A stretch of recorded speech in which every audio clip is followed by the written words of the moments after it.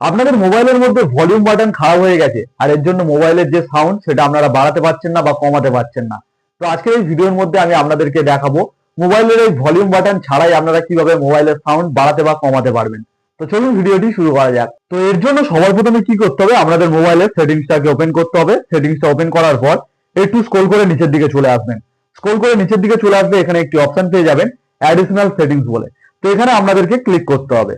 তো এখানে ক্লিক করার পর এখানে দেখুন অনেকগুলো অপশন চলে আসছে। এখান থেকে অ্যাসেম্বলিটি বলে যে অপশনটি রয়েছে এখানে আপনাদেরকে ক্লিক করতে হবে।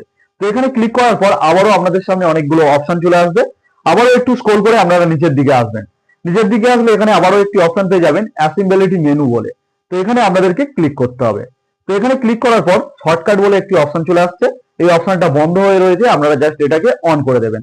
অন করার পর এখান থেকে ওকে করে দেবেন। তো ওকে করার পর সঙ্গে সঙ্গেই দেখুন নিচের দিকে ব্যাক বাটনের পাশে একটা নতুন অপশন চলে এসেছে মানুষের আইকন দেওয়া। তো এই আইকনে আমি এখন ক্লিক করব। তো এখানে ক্লিক করলে অনেকগুলো অপশন চলে আসছে। এখান থেকে দেখুন ভলিউম আপ ভলিউম ডাউন বলে অপশন চলে আসছে। এখান থেকে আপনারা আপনাদের মোবাইলের ভলিউম বাটন ছাড়াই এখান থেকে ভলিউম বাড়াতে বা এখান থেকে ভলিউম আপনারা কমাতে পারবেন। তো এখানে এছাড়াও অনেকগুলো অপশন রয়েছে, ব্রাইটনেস বাড়ানোর অপশন রয়েছে, গুগল অ্যাসিস্ট্যান্টের অপশন রয়েছে, আরো অনেকগুলো অপশন এখানে রয়েছে। এবং যদি আপনারা চান এটাকে বন্ধ করতে, সিম্পলি আপনারা এই শর্টকাট যে অপশনটা এটাকে জাস্ট অফ করে দেবেন। অফ করে দিলেই সঙ্গে সঙ্গে এই অপশনটা আবারও বন্ধ হয়ে যাবে। তো যাদের মোবাইলের মধ্যে ভলিউম বাটন খারাপ হয়ে গেছে বা কাজ করছে না তারা এই অপশনটা অবশ্যই ইউজ করবেন। তো কেমন লাগলো আজকের আমার ভিডিওটি যদি ভালো লাগে অবশ্যই একটি লাইক করে দেবেন।